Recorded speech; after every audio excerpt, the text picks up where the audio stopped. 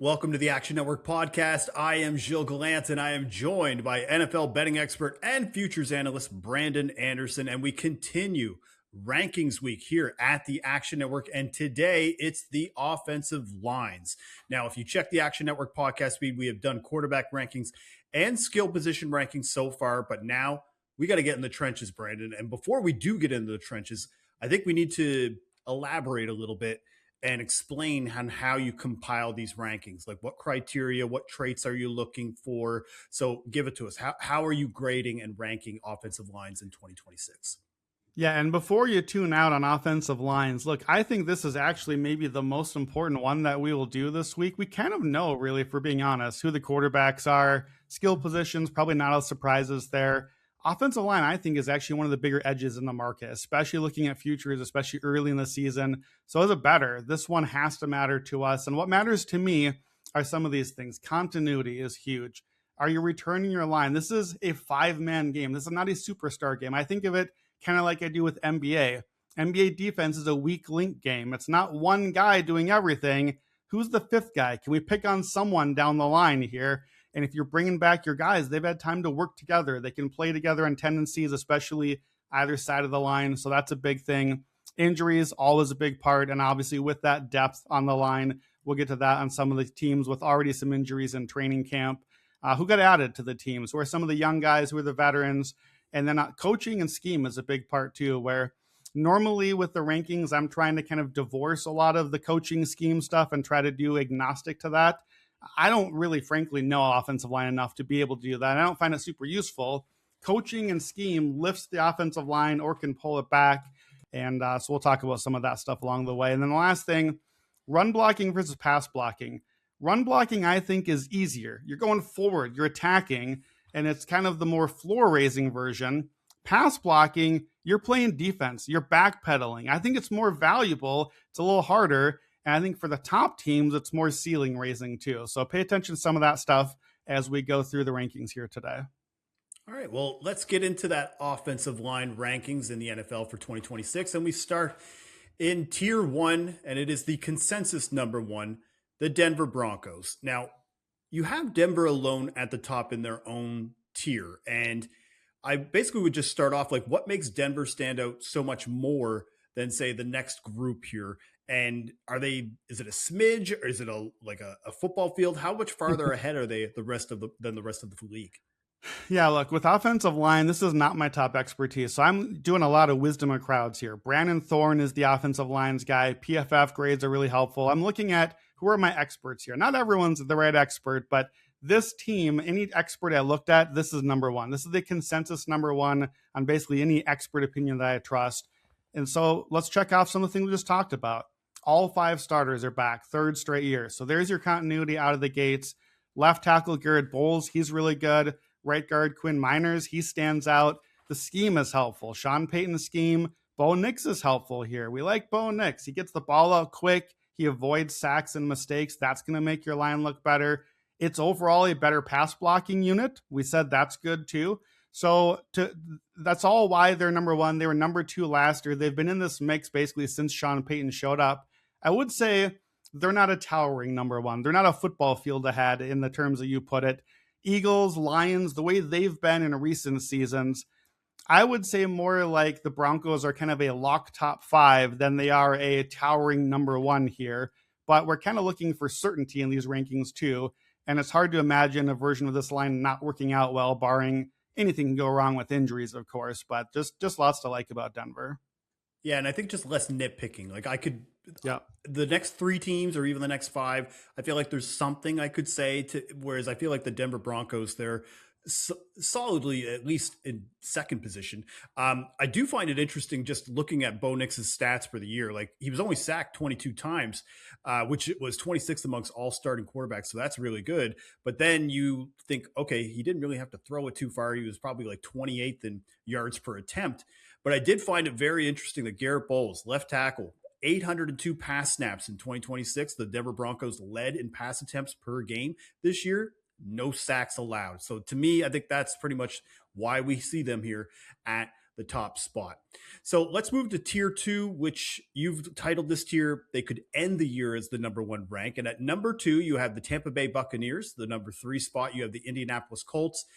And at number 4, we got to talk about this one, the Los Angeles Chargers, because we are recording this on Wednesday, and already some injury news is popping out of training camp. Yeah. We'll talk about that in a little bit. But let's talk about the article that you wrote about the offensive line rankings, because I've been reading it for years, and you had them top 5 heading into last season, and you talked about how they could make a leap, and it's like, well, how much more of a leap can you make here? Yeah, so the Bucs were top 5 heading into last season. Now I have them number 2. So it doesn't seem like a leap. The problem is top 5, look, the Tampa Bay might be the Chargers of this year from a year ago, which we're going to explain what that means in a second. But the injuries are what mounted. So I had them top 5, but suddenly they lost 27 games last year to the right tackle and both guards between those 3. Baker got hurt as well. His injury hurt them along the season. They were not a top 5 offensive line last year. They just had a lot of struggles. So they started rated high. They got hurt along the way. Not a surprise then that now that they're healthy, they're rated high again. Tristan Wirfs, arguably the best tackle in football, especially pass protection. Luke Gedeke on the other side, he's back. So that's your bookends. Next to right guard Cody Mauch. Hear a lot of Cody Mauch out there. Cody Mauch is a family friend from North Dakota. Come on, Cody Mauch. Let's get some respect on his name out there. Pass protection is the strength again on this team. So I just think this is a line that everything is there for. They could easily be number 1 if they're healthy this year. And a little bit of asterisk early on, Zach Robinson, the new coordinator. It's 4 years in a row now with a new play caller there. A little bit different run scheme. So let's see how Bucky Irving, Kenneth Gainwell, and et cetera fit in over there. And it may take the line a little bit to gel that direction with the scheme. But I just think this line, to me, I think has even more talent actually than Denver's. And so if they stay healthy, like if you guaranteed that, I might actually just put them ahead right now. Well, again, don't want to keep teasing about the Chargers here, but we'll talk about them in a sec. But the Colts I want to ask about before we talk about the Chargers, because on the skill rankings pod, you were, I mean, I was maybe a little bit higher, but you were definitely lower on them, especially sure. with like Jonathan Taylor, for example, not feeling great about having him in the top 5 discussion. So it sounds like to me that you're attributing more of the Colts' success to the line instead of like quarterback play and skill position. It is, yeah. That's a little bit more Denver in this way for me, where it's I'm crediting the trenches a lot. To me, the Colts, they're the best run blocking unit. We said the last 2 were better pass blocking. This is a Colts run blocking unit, which is, again, more floor raising. That's good, but it doesn't necessarily mean that the ceiling may or may not be there. Quentin Nelson, he's the stud left guard anchor. 4 starters return, really 5, because the right tackle, Jalen Travis, he started the last year as a rookie, and it looks like he'll be there. So it's continuity, coaching, and scheme. The Steichen helps out a lot. Plenty of talent here. We've talked a lot about my kind of non-quarterback rankings. If you take the quarterback away, what does the offense look like? Even with me being somewhat average on the weapons, this line is so valuable and Steichen's so valuable. This is a top 7 offense without the quarterback.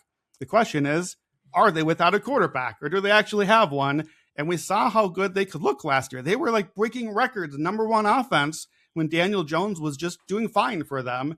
If he can do that, if he's, what did I have him? Like 28th or something in the quarterback rankings. If that's wrong, if he's even like 18th or 20th, that's a game changer, because this offense is crying out for just competent quarterback play. And this line is so good, they don't need to do that much.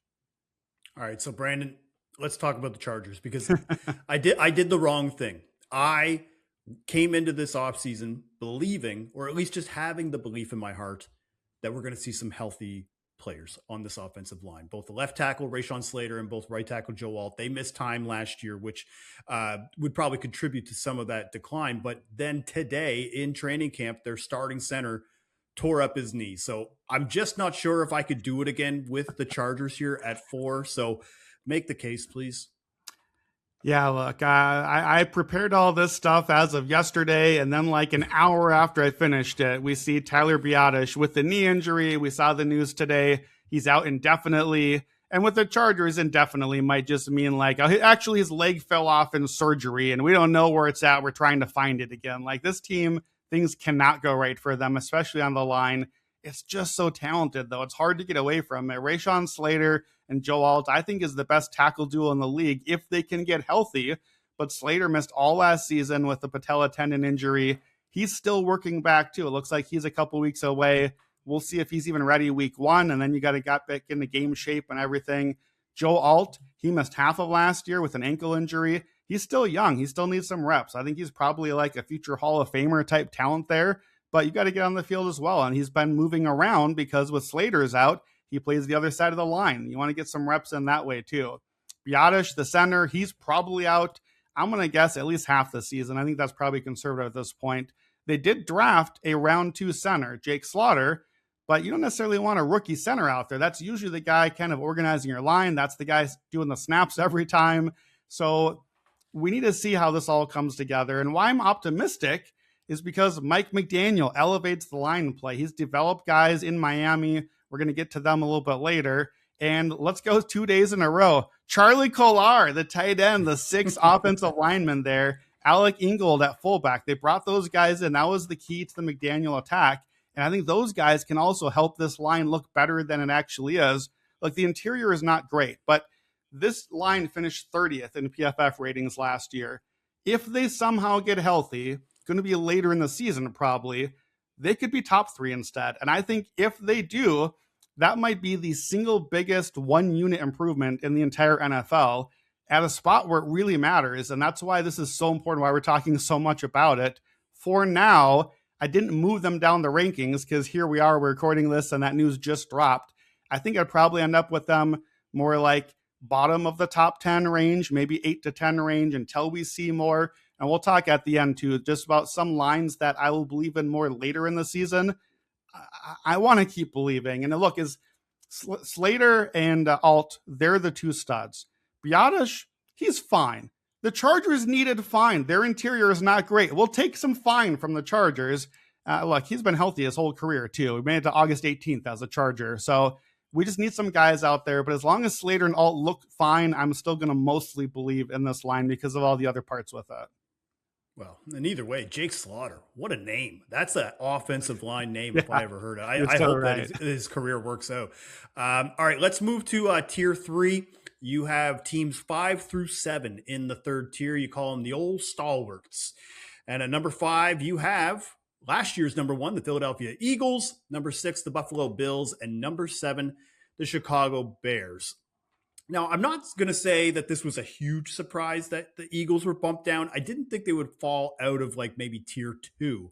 And, you know, like I said, I've been reading your stuff for years. I rarely see the Eagles, you know, outside of that top 3 range. So how far has they fallen where they would drop them down to 5th?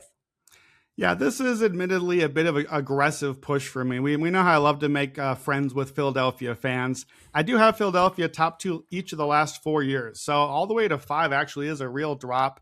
The names we know already because they keep doing great every year and going to the Super Bowl so many times. Jordan Mailata, left tackle, elite run grader. Right tackle, Lane Johnson. This is probably it for him this year, but still a great pass blocker when they can stay on the field. But the injuries are mounting. The interior has dropped a little bit, especially Tyler Steen at right guard. I think he's the weak link there. This is not a line that's had a weak link too often. And then here are my real concerns beyond the injuries. Jeff Stoutland, longtime coach, just always a guy that's going to have this line near the top. He's finally retired and a bit contentious, it sounds like. And we know it's another new offensive coordinator, and it looks like a little bit more passing. I don't love that for this line. I think this is a better run blocking line. More Hurts dropping back and dealing with pressure is not going to help your offensive line in Philadelphia. So to me, those things, the lack of depth, I don't think this is a team that can be number 1 this year. So by definition of my tier name, I had to leave them out of that group. I think they're going to be good. I just think it's more top 5 than number 1. So here they are at 5 instead of 1. And that makes sense. And again, like you said, some like Lane Johnson, he's going to be missing a portion of the year anyway from suspension. So again, that could probably ding them a little bit as well. But I wanted to talk about Buffalo because Buffalo isn't necessarily an offensive line that I think that has like the most talent, for example, but they play within that system so well that their offense just clicks as a result of it. And then Chicago, on the other hand, they're not necessarily like a system, but they just invested heavily into their offensive line. Like you think of Joe Tooney. And so And as a result, like I said, they were two of the best lines last year. And are we just kind of rolling it over and expecting the same thing in 2026? Yeah, I think mostly. I think these are not two of the most interesting to talk about for that reason, but they're just going to be good again. The Bills' main strength has been their continuity. They've had the same 5 starters year after year. They have not missed an offensive line game to injury in 3 years, which is an insane statistic. But finally this year, they do lose one starter. Not a superstar, but if continuity is the thing you've had and you lost a starter, all right, let's see what happens. And they lost Aaron Cromer, another legendary offensive line coach. So it's a little bit less than it was last year, and it's a much more run blocking offensive line. It's a line and team built around Josh Allen's strengths. We talked yesterday about the receivers, the tight ends, so much blocking help here. So they're going to look good. I just think that they've been something like 5th to 7th in my rankings and in the PFF year-end rankings every year. They're classic, really good, never number one. So here they are in that group. The Bears, they were last year's big sleeper. We talked a lot about them in this podcast a year ago. They brought in all these guys. We cashed our Joe Thuney 40-1 Protector of the Year pick. Got that first one on the board. They jumped to 3rd in PFF ratings. They were really good. Well, they lost the center, Drew Dahlman. They weren't expecting that. He was an early retirement. So they're going to replace him. They still got a lot of talent, though. It looks like Ozzie Trapillo may be back sooner than expected at left tackle. But Ben Johnson is the big reason here. The condensed formations, the play action, heavy system, it's all going to help with them. Darnell Wright, right tackle, he signed a huge extension. I think this is the best run blocking right side of the league. Again, floor raising line here. The way that Ben Johnson has pulled them up and got them run blocking, and I think that's going to help a lot. And of course, Caleb Williams has gotten a lot better at managing the pocket. Now, is that chicken or egg? Is he getting better because the line got better, or is it the other direction? It doesn't really matter if it's all getting a little bit better. So I think these teams probably won't quite match what they did last year, but still solidly top 10. All right, let's keep moving down the list. Let's move to the next tier. Tier 4, you called this good, but not great. And at number 8, you have the Kansas City Chiefs. Number 9, the 49ers. Number 10, the Rams. Number 11, the Falcons. And number 12, and we'll talk about that one here in a bit, the Cowboys. So, but let's start off with the Chiefs, because I thought that you were probably going to have them in that other tier, that stalwart tier with the Eagles, Bills, and Bears here, because that's typically where they have been. But obviously the Joe Thuney departure was a huge impact. Orlando Brown, that experiment was just a complete bust on the left side. But at this stage, you think they're headed back in the right direction? I think so. And I could be fine with moving them up a spot into that stalwarts group. I think they're going to be in that group again. Let's start with Jawan Taylor, because I think he is addition by subtraction. How many false starts have we all watched as fans? That right tackle over the years, that dude gets a head start on every play, and we're so tired of watching it on like 12 national TV Chiefs games a year. I think just having him gone is going to make Trey Smith better next to him at guard. Creed Humphrey, still the best center in the league. Nobody else, I think, is even close. Josh Simmons, the round 1 left tackle last year, I think he's growing into his role, and I think this line is going to be good. What I'm interested in is obviously they go out and get Kenneth Walker. The run game was so dreadful last year. It just felt like hand it off, up the middle, 3 yards, 4 yards, 3 yards, 4 yards. Well, here's the thing. That's helpful, actually. 3 and 4 yards is a nice way to make up some yardage along the way. It's real boring to watch. It's not what we want Mahomes' offenses to do. But by success rate, Chiefs were pretty successful. The problem is they had no explosives. Pacheco and anyone else they tried just could not rip off anything. It was like, the Vikings used to have a guy named Leroy Horde. It was like, you need 3 yards, I'll get you 5.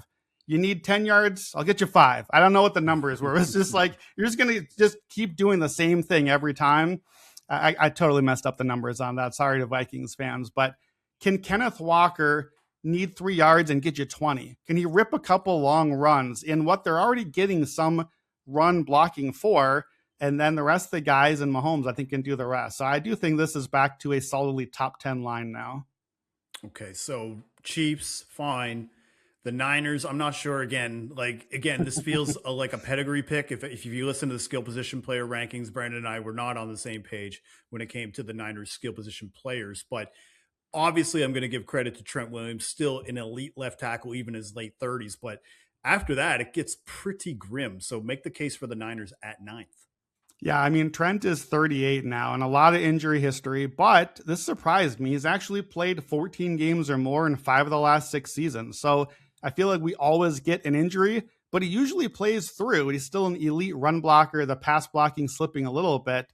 Here's crazy numbers. Brock Purdy all time with Trent Williams in the lineup, 44-10. Without him, 2-7. So almost as many losses without him, even though what is that, like 50 games more with him. So it's Trent and it's also Shanahan. The Shanahan scheme helps. You're going to hear a lot of that in these rankings because there are a lot of Shanahan and Kubiak and McVay schemes out there. Everyone's copycatting it, but it helps your line. That's part of why they're doing it. And we talked about with Purdy, pocket navigation is good too. So Trent is that important.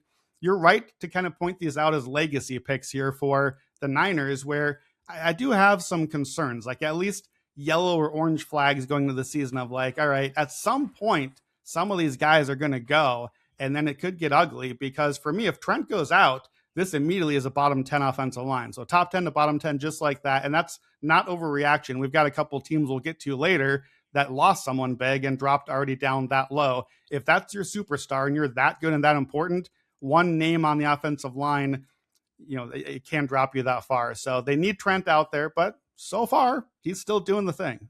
And he's one of the few offensive linemen where, from an off-on standpoint, you see direct impact to a betting spread when it comes to the Niners games. All right, Rams, Falcons, Cowboys. I'm going to group these three together, and I'm going to make this about the Cowboys because, of course, I would, right? So when I did my rankings and when I shared them with you, I had the Cowboys at 10th. They were in my top 10. And when I told you that they were top 10, you were like, what? Like, you basically called me biased, which is fine. But now I'm looking here at this rankings, and it's not like you have them 20th. Like, you know what I mean? They're 12th, right beside the Ram and Falcons. But it's the two-part question, though. So, like, how do you separate these three teams, and why is Dallas at the bottom of the three? Yeah, as always with these tiers, if they're in the same tier, they're not separated by all that much. It's going to come down to injury or luck or that sort of thing. But let's go in order. So Rams, I thought at the end of the day, deserved top 10. All 5 of their linemen last year were top 10 in PFF grade. So it kind of speaks for itself. Again, the McVay system, one of the most line-friendly in the league. Kevin Dotson, the right guard, I think he's the best guy there. They get elite play on the interior, especially run blocking. They just had a really, really good run system last year. The tackles are more the weak spot, especially my concern here, why they're not higher, is Alaric Jackson, the left tackle. He's got off-field issues and injury issues. They need him out there. There's not a lot of depth on this team, and Stafford is not a guy that holds up when the line is not holding up. So that's where the Rams are at. I think they have to be top 10 for now. Falcons, 4 straight years in the 7 to 11 range. So kind of right in this fringe top 10. Chris Lidstrom at guard, about as good as anyone. They do make a change now. Dwayne Ledford, their coach, has been another one of the great coaches. He's gone. Bill Callahan is in, who's been a legendary offensive line coach, but it often takes some time with him. So that could be a transition, knocked him down a little bit for me. And I mentioned Jawan Taylor with the Chiefs, addition by subtraction. Well, he's on the Falcons now. So whatever the opposite of that is, they're stuck with him. Your Cowboys. It's scheme. It's scheme what has them here. Clayton Adams, the rushing attack has been so good. Dak's pressure handling. This is why Dak is higher in my quarterback rankings than expected, because he's lifting the line and makes the line look better. Similar to Atlanta, I think. The interior line and the run blocking, that's the strength. It's all those Tylers, right? Tyler Smith, Tyler Booker, a lot of investment there. I do think out of all the teams we've said so far, they have a real weak spot. I don't trust the tackles here. I trust the tackles with Dak because he can manage things, but there's a reason his pressure count is so high. Pass protection off the edge is not great here. So not top 10 for me. I know it's kind of sounding pedantic, but the tackles are a real weak spot on, most of the teams we've talked about haven't had a clear glaring weak spot so far.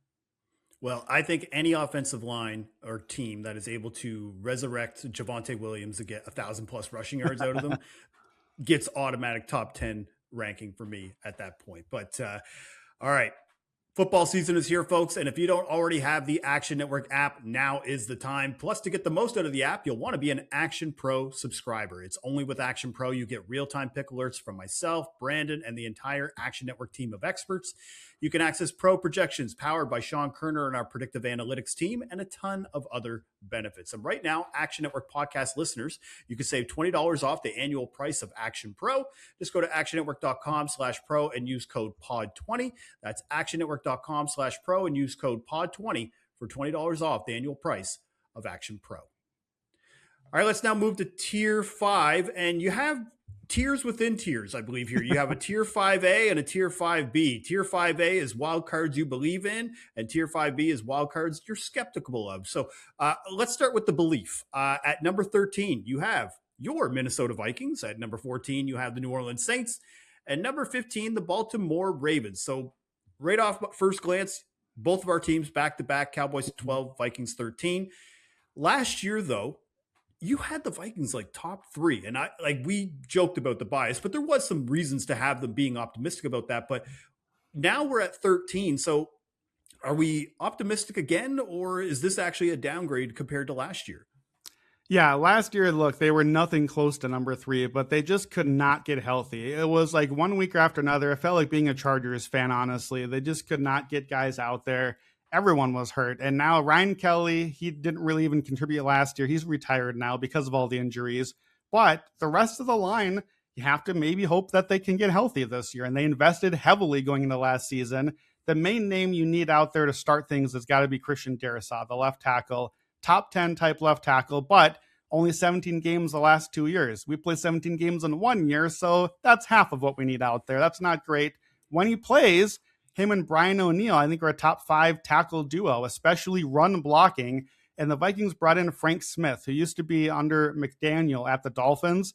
They really kind of have revolutionized the run game a little bit. And we talked about that with Mason getting going. I think that the run game can step up, but they need Darrisaw out there. If he's healthy, this still can be a line that surprises. And I'm a bit higher here than consensus, but people were so high on them last year, and I think I've just completely jumped off of them. The names are still there outside of Kelly, and I think they could surprise a bit. Well, the Saints would be the other team that I was wondering here because I think last year both you and I kind of looked at them more of a bottom 5 unit. This year, I kind of have them more closer to the bottom 10. I have them 21st. You have them at 14th. So where's the optimism where you're having them closer to the top half of the league? Yeah, it's a bit of a projection, but they've just put a huge investment here. They've got 4 starters that they drafted themselves all in the top 2 rounds, which is the best way to come across talent on the line. Last 2 drafts, 2 first-round tackles, and then this year, they made one of the big free agent splashes with left guard David Edwards. So there's not really a star on the line here, but there's not really a weakness either. The weakness is health. That's the real problem, which has kind of been the theme with the whole Saints offense. And we're already starting to see some injuries. As Alvin Kamara looks like he's going to be out for a while now. And we already know Jordan Tyson is injured. But the line is healthy for now. There's no weak link. And I think that that is part of what made them look really good last year. And look, we know Kellen Moore is going to play really fast. So you need a healthy line out there, not this tired out line and leaving Tyler Shuck, who's not really been great under pressure. When I've been checking some other people's rankings for offensive lines, I've been looking to see where Baltimore was because I think we both felt like they were a top 10 unit last year. And you have them at 15th, and that's a bit higher than what I've seen, from some other places that I trust. So what's the belief here?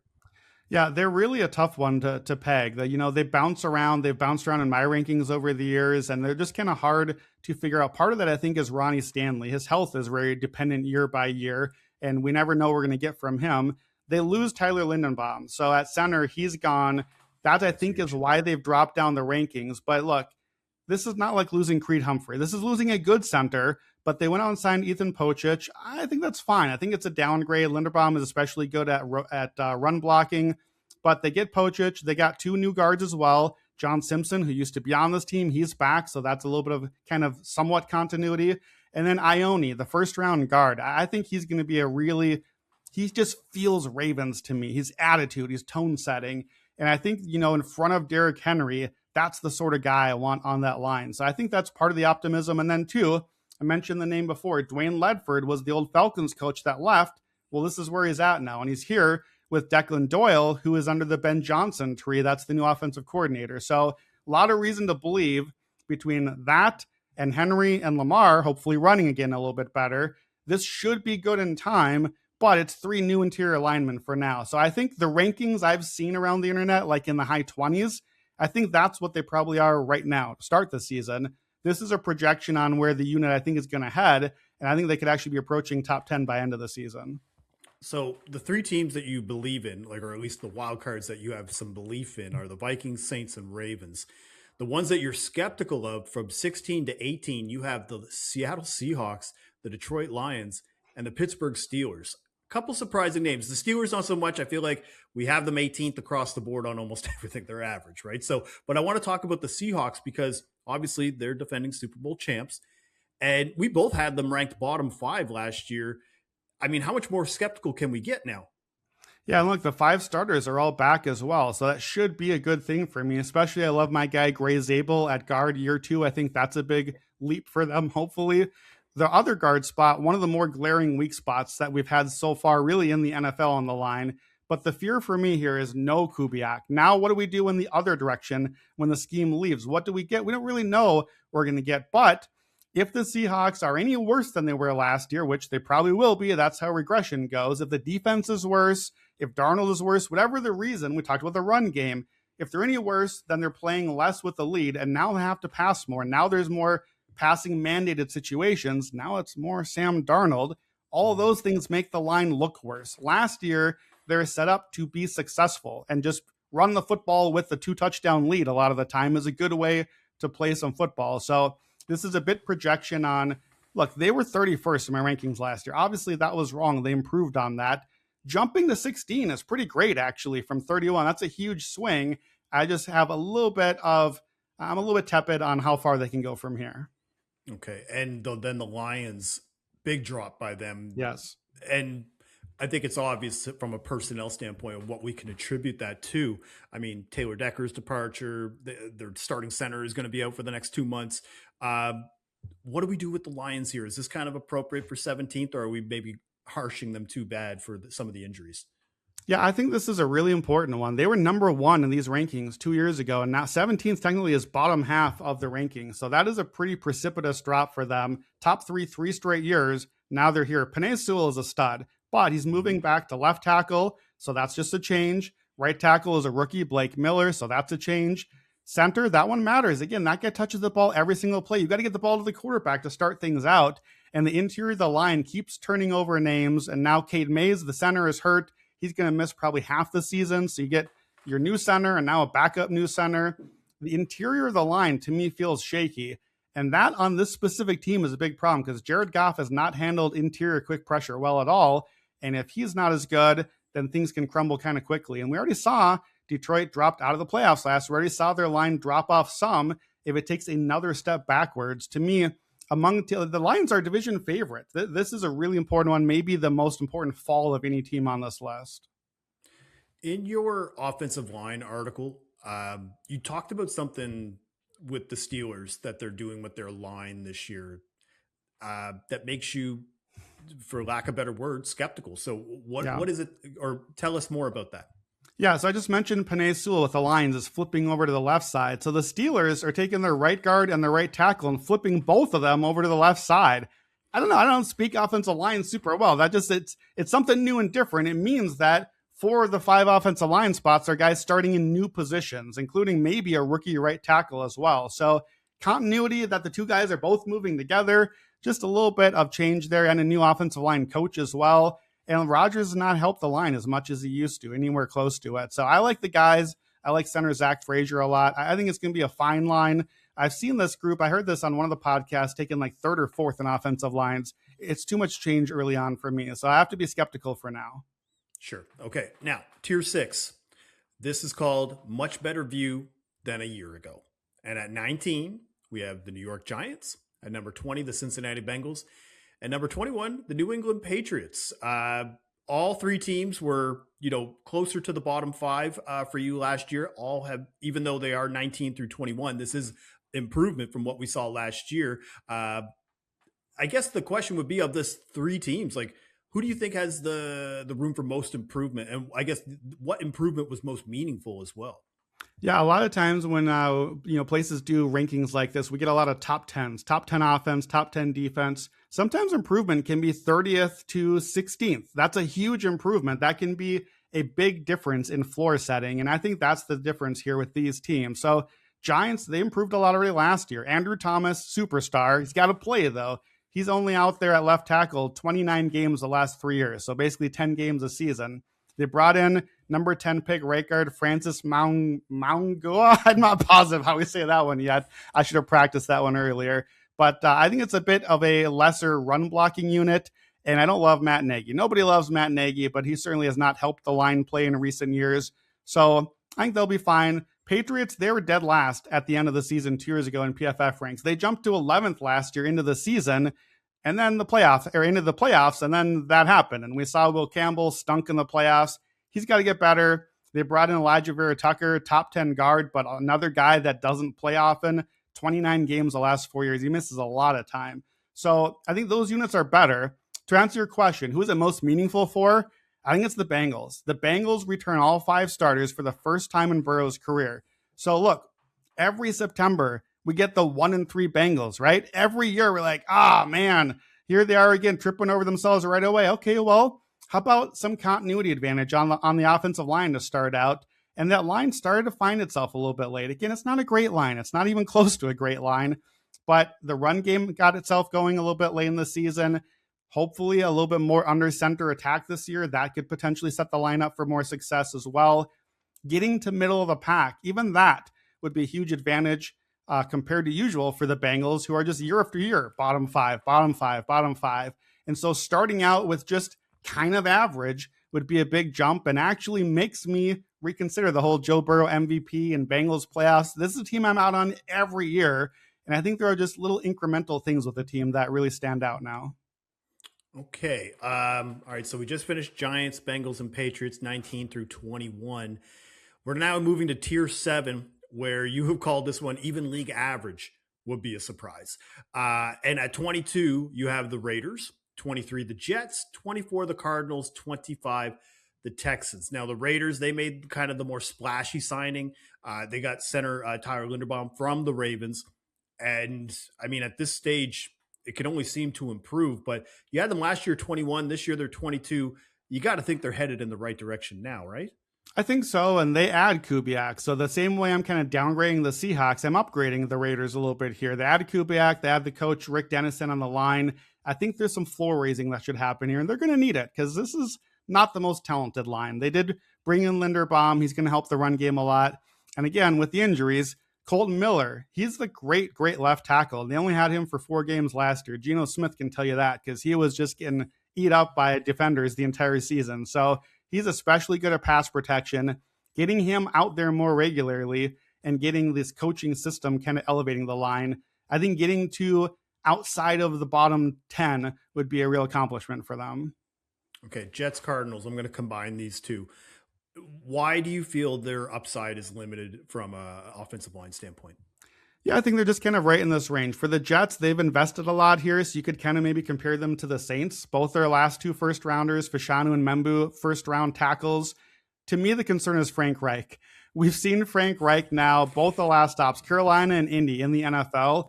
As soon as he left, the offensive lines and offenses both took a huge step forward. We saw that with the Colts, where the line was trailing off and then he left and was like, oh, hey, magically fixed again. I wonder what the common theme was here. Well, we're starting to find out. So that's my concern with them.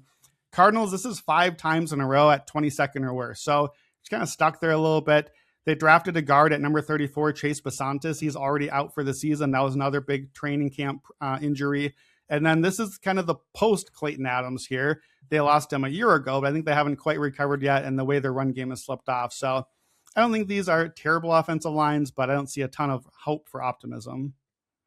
So I don't want to go too deep into the Houston Texans offensive line. I just want to say that I was surprised that they weren't in your bottom 5 because I don't think they did really anything to improve the offensive line.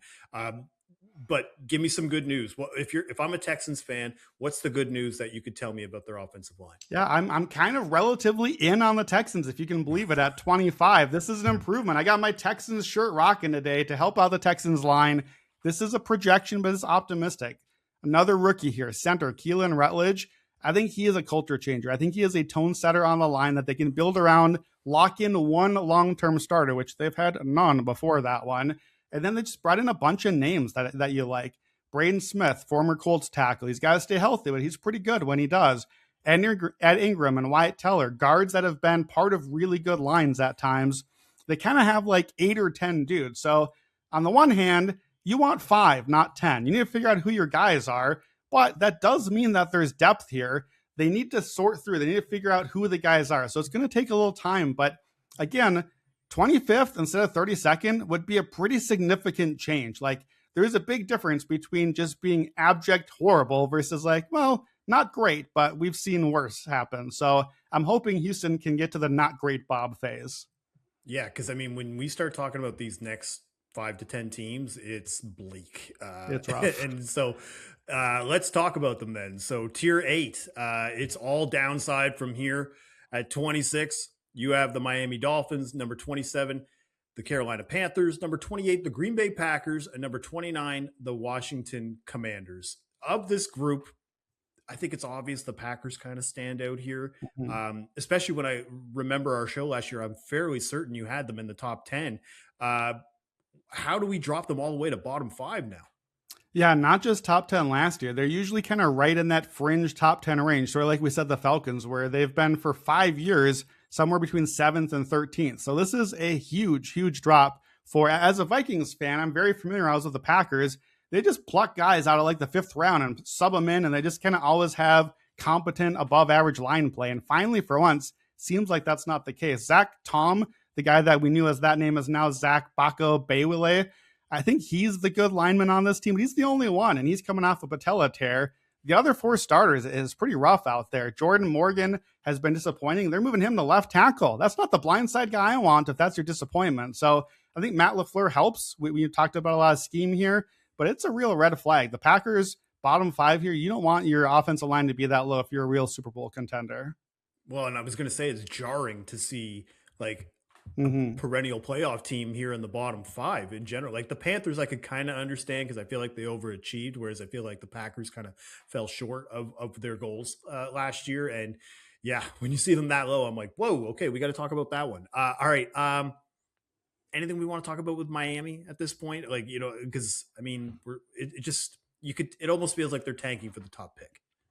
Yeah, you know, this should be really a relative strength compared to the rest of the offense that we've talked about. And I'm slightly lower on them, but it's again a scheme thing here where you lost Mike McDaniel. So McDaniel, I thought, really lifted the line. And honestly, as much as we dump on Tua Tagovailoa, he got the ball out as fast as anybody. That's going to help your line too. So now what? Now what does it look like when you have a quarterback that's going to run and going to have to hold the ball a lot longer? There's names here that a lot of people like. Patrick Paul, left tackle. He's kind of the next big development guy. Aaron Brewer, a lot of people thought he was maybe the best center last season. Caden Proctor, we know him from the guy that would line up at fullback for Alabama. He's the rookie left guard. It looks like he's going to play. There's talent here for sure. So I don't blame you if you think they should maybe be a little bit higher. They were higher from last season, but I need to see what does it look like without McDaniel, without Tua, and just a very different system there. So I'm kind of getting out ahead on some of these on where I think the scheme goes. All right, Panthers, Commanders. I'm going to combine these two. Is it injuries? Is it just overall talent? Why do we have them here so low? Yeah, it really is injuries. I mentioned we'd have a couple teams like that. These are really the big 2 here. Panthers, they are missing both starting tackles. Ekwonu tore his Achilles in the playoffs. They knew that. They went out and drafted a first rounder and signed Rasheed Walker, one of the old Packer tackles as well. But they thought they'd have those 2 guys fighting for one spot. Now the Panthers' right tackle, Moton, is out. He's got blood clots in his lungs, so that's an indefinite, but we've seen indefinite be like the entire season or permanent on some of those sort of things. So they might be missing both tackles indefinitely here. Both guards, they have a big investment there. They're both banged up as well. That's their top 4, all injured to start the season. And Bryce Young, he needs a lot of help. So if they can't get healthy, that could be the end of the Bryce Young era for them. And with the Commanders, they have the biggest injury so far, Laramie Tunsil, one of the best pass protectors in the league, out for the season. Just for reference, I mentioned some of these names before. PFF, they had the Commanders top 20 before. They have the Commanders dead last now, taking out Tunsil out of the lineup. Brandon Thorne had them 11th, near top 10, 22nd now. That's how much one name can swing it. We talked about it with Trent Williams, some of the others. I think it's possible. Tunsil is such a big loss that might already have kind of doomed the Commanders this season. All right, let's round out the league here. We've got the last tier that is the bottom of the barrel, the cold pizza, the frozen pizza rather. 30th, you have the Jacksonville Jaguars, 31st, the Titans, and 32nd, the Cleveland Browns. We'll talk about Tennessee and Cleveland in a second. I don't even really know there's much to say about those two teams at this point, but the Jaguars, man, they won 13 games last year. Like, Yeah. you were low on them last year and they still won 13 games. So, and I think they're bringing over a few holdovers here. So make the case for them being 30th. Yeah, it's just a case of they're winning in spite of, not because of. We said that about some of the quarterbacks. I think that's the case with this line here, where Trevor Lawrence gets the ball out quick. That's helping. Liam Cohen's scheme, that's helping. But just the whole is less than some of the parts. There's no real strength here. If anything, I think tackle Cole Van Lanen probably is the best guy. He's injured. He got hurt at the end of last season. He's still on the PUP list to start the year, and we don't know when he's going to be back. And there's rumors that could be a long term. So it's just a line that's hard to get excited about. There's a lot of downside and not much to believe in. So we've piled on the Browns and Titans Sure pretty have. heavily in the first two podcasts. And I mean, I can't imagine they're going to be able to withstand us doing this every time we do a ranking show.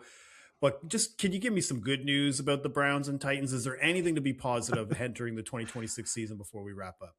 I mean, the best news I can tell you for the Browns is that they returned none of their starters for last season. So we love continuity, but if you're the Browns, you do not want continuity. That was a disaster last year. They brought in a lot of names. You could kind of argue similar to the Texans, like, okay, we've got a bunch of names we know, but I like their names a little less. A lot of injury-prone guys. They have a number 9 pick tackle, Spencer Fano, who people like, but he's going to be a little bit more developmental and tough, especially with all those other guys next to him. I think that's going to go bad. The Titans at least have the best lineman of these two teams, and Skoronski, a great guard, but they lost Zeitler. The tackles have not been good. Bill Callahan, again, is a loss for them. Didn't really work there, obviously, but he's a legendary name. So it's really bad. And look, the quarterbacks are not helping here. These are quarterbacks that are holding the ball way too long and inviting extra pressure, but the lines are not helping the quarterbacks either. It's all bad. And it's, again, wrong version of chicken and egg, but I don't know who's making it worse for who. But it's just not been great for Titans and Browns. You know, hopefully, maybe we get to our defense rankings, we'll get some slightly better news there. All right. So that is the offensive line rankings from Brandon Anderson for the 2026 NFL season. I want to go back to the top of the list because let's recap the top 10 here again. So number 1, you have the Denver Broncos. Number 2, Tampa Bay Buccaneers. Number 3, Indianapolis Colts. Number 4, Los Angeles Chargers. Number 5, Philadelphia Eagles. 6, the Buffalo Bills. Bears, Chiefs, 49ers, and then the Rams to round out the top 10. All right, we'll go all the way back to the top. So everybody kind of knows Denver's good, but I want to talk about that tier 2 again, that Bucks, Colts, Chargers section. Mm-hmm. What sleeper, if you had to pick of the 3, is it the Bucks? Because it sounds like to me, of the teams that we talked about, that's the one that you felt most strongly about. Yeah, I do feel the best about the Bucks going in. I think especially relative to where the rest of the league puts them. We already kind of know the Colts are good. They've been that good as well. But the Colts are the number 3 line. Everyone else in the division is bottom 8. So that's the huge strength for them comparatively. They got other weaknesses, but if the Colts handle their business in the division, that's going to be a wise in the trenches. The Bucks don't have as big of a division advantage, but I think just offensive overall, they could be the best line in the league, and they could have a much better offense than the rest of the division. So I am pretty into Tampa Bay this year. We can't do more Chargers here. You can't invest in the Chargers until you see more of them, but I like them. I like the Chargers this year. I just might have to like them before we finish the show. I know. I might have to like them later because, again, that offensive line, if they get healthy, it could be the single biggest unit swing in the NFL, which is a huge way to find some, CLV and get some advantage in here, but we're going to have to wait a little bit on them. Okay. Now we're going to go right back down to the bottom of the list. Specifically, I wanted to talk about those 3 playoff teams that you have closer to the bottom, like the Packers, Texans, and Jags. These has got to be the biggest red flag for these rosters going forward, right? Yeah, for sure. The Jags, it's just a less margin for error, and it's tough to get that run game going that already wasn't great. The Texans, just still no answers there. And CJ Stroud, I'm a little worried that, we see quarterbacks get the yips a little bit when you just can't get the pressure out of your head. And I don't know how much longer we can take for him. The Packers, for me, they're just a straight no investment right now. As the future is better, you can't invest when that line is bottom 5 and we don't know if Tucker Kraft is going to play and we know Micah Parsons isn't going to play for a while. That's your best defensive player, maybe your most important offensive player, and then no trenches. I just can't feel good about Green Bay. I think they could get there. Green Bay always finds a way later, and Parsons and Kraft will be back later. But for right now, I think that's a stock going down, and I can probably buy it cheaper later. I definitely can't invest in the Packers right now. So when I read the article, I'm gonna paraphrase here because I'm not just gonna quote it directly, but you had mentioned that three teams that had these like rock steady lines for years, and now we're starting to see kind of a turnover as a result. And it might not be sunshine and rainbows for 2026. Like I'm thinking of those Packers, maybe the Lions, the Eagles. Of the three of those teams, especially in the NFC, which one is worrying you the most? Yeah, we just talked about the Packers. We talked about the Eagles earlier. To me, the Lions really are the one that stands out. And they're kind of right in the middle of the rankings. I tried to flag this a little bit there, but they already missed the playoffs last year. Their line already took a step back, and now I think it takes a further step back. And again, we talked about no David Montgomery. Like a lot of the things that were working for, if you think of what is Detroit, biting kneecaps and gnashing teeth, that's the parts of the team, the core of the team that's been slowly getting a little lesser and lesser each year. And if that all adds up to Jared Goff looking more like bad Jared Goff, like we've seen in games or for stretches before with interior pressure, I just think I could see this going very poorly for them. I projected the Lions as a big drop off last year, and they kind of hung for a while and ended up kind of getting me both ways. They got me back in, and then they were out anyways.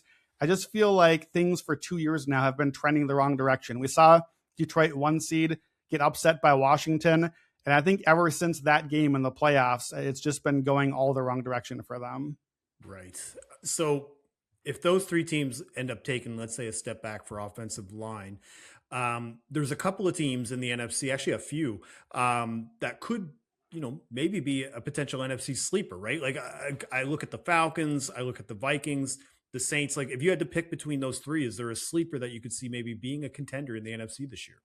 Yeah, all three of those we had in our top 15. And look, we had the Bucks number 2. So if you like the Bucks, then the Falcons and Saints don't stand out as much. If you don't like the Bucks, if they get an injury, if you disagree with that analysis, then maybe Atlanta, maybe New Orleans, their line can be a little bit more of a sleeper help there.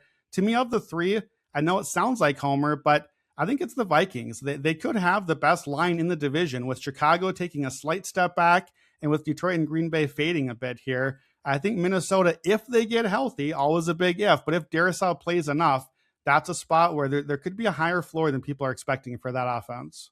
All right, so the Vikings, let's keep that in mind for potential futures investments, but I wanted to stick with futures because, and look, you are the futures guy, dude. So a lot of the time, especially with offensive line and if trying to find those edges, you kind of noted that there's a few teams that you're not optimistic about, right? Like I think of the Steelers, the Lions, the Panthers, the Ravens, the Texans, the Chargers. Like, what should we do with these teams? Like, how should we approach these teams? Should we just avoid them like the plague? I think it's not avoid like the plague, but we are seeing more and more where September football is kind of what used to be the preseason, where you can't overreact and teams are finding themselves early. These are teams that I expect to be doing a little more finding than some of the others. Remember we talked about, hey, maybe the Bengals can finally get a decent start this year. They got their continuity. Well, just really quickly, let me run through what is not continuity happening here for these teams. The Steelers, they're moving 2 guys to the other side of the line. They have 4 new starters in positions on the line. The Lions, they have 3 new starters. Sewell back to the other side, new center, new rookie right tackle. Panthers, their top 4 guys are all injured. 2 of them definitely missing, possibly more. The Ravens have 3 new interior linemen. Remember, I'm high on them, but it's going to take some time. The Texans got the Texans shirt, but it's going to take some time. New center. Anytime you have a new center, that's, again, the guy touching the ball every play. You got to get some cadence with your quarterback and just a lot of other options they got to settle between. And then this was a late ad, sadly, one last time, the Chargers. We got to see who's actually playing for them. Can Slater get out there to start the season? It looks like not Biotish, but now we have another center that's a rookie that's going to be out there. So again, these are not teams that I'm just like, oh, I'm out on them entirely. But week 1, week 2, maybe it's a little extra reason if you're thinking about betting against one of them anyways. Maybe this is the reason. And these are futures that I'm looking to say, okay, I still like the Chargers. I kind of like the Ravens this year, but maybe not yet. Maybe I can get a cheaper price on some of these tickets because things might go a little bit down, get me a better price before they go back up later on. Futures happen all year round. So some of these is just like, I'm out. And others, it's like, well, let's wait and see. We'll get a better price when we get it. Yeah, and we'll be able to look at that more, and you'll have more content coming out throughout the season of ways to approach futures, what team you should be investing in, what teams you should be staying away from based on the play on the field. So I look forward to all that content throughout the NFL season. So that's going to do it for today's episode of the Action Network podcast. Thank you for tuning in to our offensive line rankings, and you'll hear more from us over the next couple of weeks as Brandon continues with his NFL rankings. We've got coach rankings coming up, offense and defense. Also, don't forget to leave us that 5-star rating and review wherever you listen to the podcast, and download the free award-winning Action Network app. You can save $20 on an annual pro account by using code POD20 at actionnetwork.com/pro. So for Brandon Anderson, I'm Gilles Gallant. Thank you again for listening to the Action Network podcast. Bon chance.